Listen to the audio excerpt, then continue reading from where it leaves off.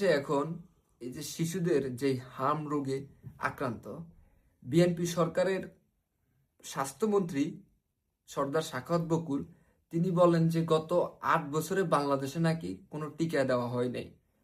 কথা হচ্ছে আপনারা নিজেরাই দেখুন যে ইউনিসেফের রিপোর্ট অনুযায়ী বাংলাদেশের সবচেয়ে খারাপ অবস্থা টিকার বর্তমানে 2025 সাল এবং গত 2024 সাল।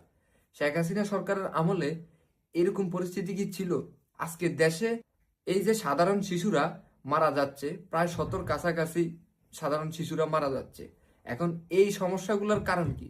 এই সমস্যাগুলোর এই যে মন্ত্রী যে একটা বেহাইয়া, নির্লজ্জ এবং বিএনপি যে মিথ্যা প্রোপাগান্ডার উপরে দাঁড়িয়ে আছে। আপনি দেখেন প্রত্যেকটা জায়গায় বিএনপি সরকারের মন্ত্রীরা, এমপিরা মিথ্যার উপরে তারা দাঁড়িয়ে আছে।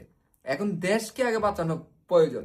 তারা বলে দেশের তেলের সংকট নাই, দেশের তেলের সংকটের কারণে মানুষ ভয়াবহ পরিস্থিতি। তারা বলে যে টিকার সংকট নাই, এখন টিকার কারণে সাধারণ এই যে বাচ্চারা মারা যাচ্ছে।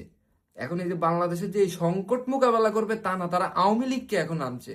তাদের এই যে মন্ত্রীদের, এই বিএনপি সরকারের মন্ত্রীদের যে এই যে প্রোপাগান্ডা, এই যে তাদের মিথ্যাচার, এটা দেশের জন্য কি ফলশ্রুতি?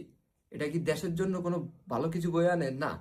আপনারা ইউনিসেফের রিপোর্টটাই দেখেন, যেখানে সবচেয়ে খারাপ অবস্থা 2024 এবং 25 সালের এই ইউনুসের মন্ত্রীরা এরা হচ্ছে খুনি, এবং আজকে এই খুনিদের লেজিটিমেট দিচ্ছে বিএনপি সরকার, এবং বিএনপি সরকারের তার স্বাস্থ্যমন্ত্রীরা ক্রমাগত মিথ্যা প্রোপাগান্ডা এই নিয়ে ছড়িয়ে যাচ্ছে। আপনারা জনগণ এটার সঠিক বিচার করুন যে আপনারা কোন সময় কখন ভালো ছিলেন। বিএনপি এটাকে সলভ করবে, এটাকে ইস্যুটাকে বাংলাদেশের মানুষকে এটার সমাধান দিবে, সুরক্ষা দিবে, যে না তারা প্রোপাগান্ডার উপর প্রোপাগান্ডা চালিয়ে যাচ্ছে।